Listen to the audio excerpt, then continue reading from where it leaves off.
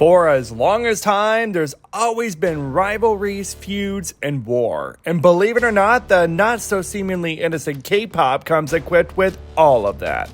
Hell hath no fury like a gay man scorned, but cross a K-pop elite, and you just might find yourself in the crosshairs of pettiness, blacklisting, and banishment. It's what she deserves. In K-pop's short history, there have been scores of public feuds in the industry, and so today we're going to take a look at a few of them. Grab the tea and let's get to sipping. Alright, the first thing we're going to talk about are the various feuds with the Korean television station Mnet. They've had problems with multiple K-pop companies. Dating back to 2009, SM Entertainment had a huge beef with them. Back during this critical year of K-pop, Girls' Generation's G was on top of the world and topping all the charts, except they never won on M Countdown. And it was right then and there that SM Entertainment pointed fingers that there was some shady shit going on, chart manipulations and all. Mnet is also the host of the Mnet Asian Music Awards, also known as MAMA, and in that same year in 2009, SM Entertainment boycotted the event. Partly because of the alleged chart manipulations, but at the same time, SM also asked for all of their artists to be removed from the voting process because Mnet shadily asked people to pay a fee in order to vote. And SM cited that they did not want to see their fans suffer any damage from the poll, which has commercial intentions. Now looking back, I think it's because SM didn't get a cut of it. Like, for real, are they gonna be that high and mighty? They're just as greedy. Believe it or not, the boycott continued even into 2010. SM Entertainment's newest girl group at the time, FX, debuted in 2009, but they actually did not have their first appearance on M Countdown until 2011 with Danger. SM allegedly resolved their issues with M Countdown and Mnet by the time TVXQ was going to make their grand comeback as a duo in early 2011. And not too long after that, tensions with Mnet and another K-pop company, YG, ended up brewing in the years following. Similar to SM's beef, YG actually criticized MAMA for chart manipulation and sort of alleging that MAMA allowed for companies to buy their awards. BIGBANG's leader G-Dragon showed up at the awards in 2014, and in his opening segment of the freestyle rap portion, G-Dragon openly criticized the music awards by saying that this is the year in fishing for pushovers. Then goes on to say, "It's been a year, mama, because you set such a large table awards, you hand it out generously so your children don't fight." It was very ballsy. And it was the beginning of the new Cold War between YG and Mnet. In the subsequent years, many fans actually believed that the YG artists were being unfairly snubbed for major awards despite their popularity. But if you think it was just Mnet that YG had a beef with, you'd be wrong. For many years, well, it's more like, 5 or so, but in K-pop years, that's a lot. That's like a group's history. But yeah, there was actually a feud between YG and KBS. While not fully public about it, there was a lot of tensions going on behind the scenes. If you're unfamiliar with the K-pop setup, you have music shows with M Countdown on Thursdays and Music Bank on Friday, Music Core on Saturday, and Inkigayo on Sunday. The back-to-back schedules can be exhausting for a specific comeback for any artist. YG supposedly had a policy for limiting its artist promotions to one music show per week back then, which is why you most often saw them on Inkigayo. But when you look at the history, they almost never appeared on Music Bank for years. This was because back in 2011 and 2012, Music Bank came under fire by YG's criticism during Big Bang's comebacks. Many fans noted that whenever there was a Big Bang comeback, Music Bank suspiciously canceled its episode, simply to avoid allowing the YG artist to win first place. YG had speculated unfair treatment in the show's scoring system for years. However, it must be stated that KBS never admitted to manipulating the charts. This is for my own legal ass right here. But yeah, it wasn't necessarily KBS as a whole, because Big Bang and many YG artists always appeared on Sketchbook.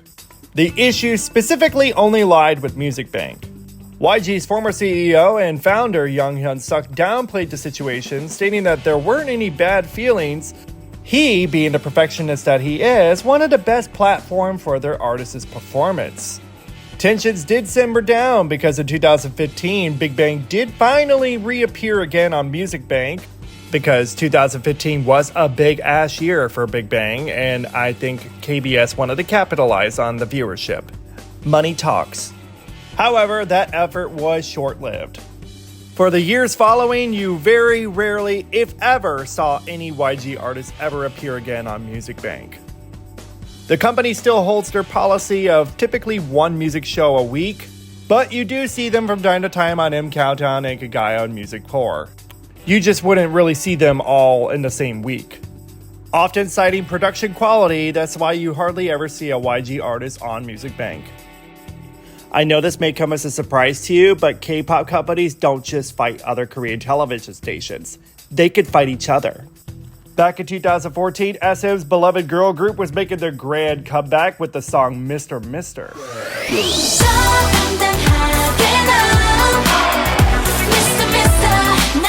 The comeback was unfortunately riddled with a lot of controversy, the first of which is when it was delayed 2 weeks due to a corrupted master file with their video footage, forcing the group to reshoot parts of its music video.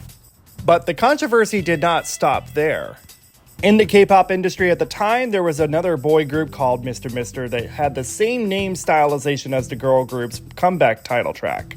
And Mr.Mr. and their agency called out SM Entertainment for their shady tactics to damage the competition in the industry. The group immediately turned around and released their own self-titled diss track aimed at Girls' Generation for the damage caused to the release of their new song.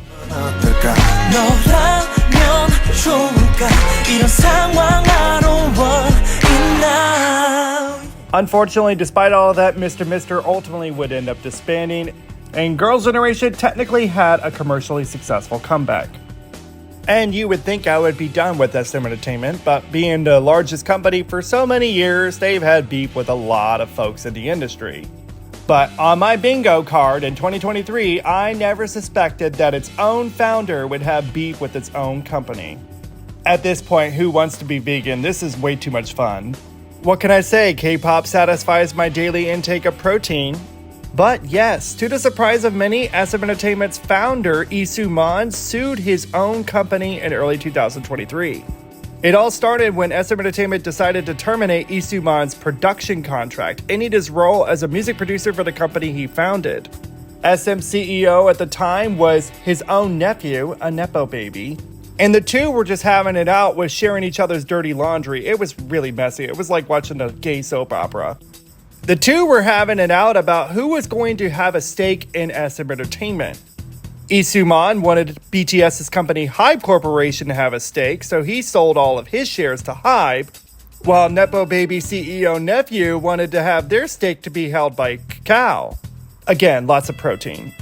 And if you're interested, I actually went way more in depth on this entire topic last year when the tea was piping hot and scalding.